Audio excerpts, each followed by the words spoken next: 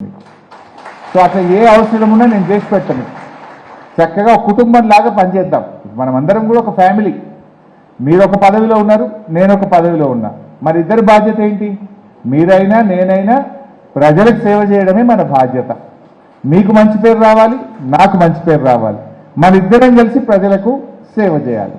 మీరు గ్రామ స్థాయిలో సేవ చేస్తారు, నేను నియోజకవర్గ స్థాయిలో సేవ చేస్తాను. మన ఇద్దరం సేవకులం. మనకు పదవి అనేది ఆభరణం కాదు, పదవి అనేది ఒక బాధ్యత. పదవి అనేటువంటిది ప్రజలకు సేవ చేయడానికి ఒక అవకాశం, ప్రజలిచ్చిన అవకాశం, ప్రజలిచ్చిన పదవిది. అందువల్ల మనము సర్పంచ్ అయినా ఎమ్మెల్యే అయినా మనము ప్రజా సేవకులం.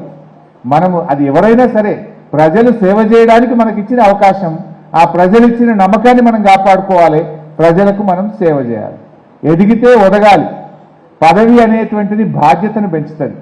గెలిచాం కదా అని మనం మాట మార్చొద్దు, బట్టలు మార్చొద్దు, మన విధానంలో మారొద్దు, మన పనితనంలో మార్పు రావద్దు. ఇంకింత సంయమనంతో ఇంకా ప్రేమగా మరింత ఓపికగా పనిచేద్దాం.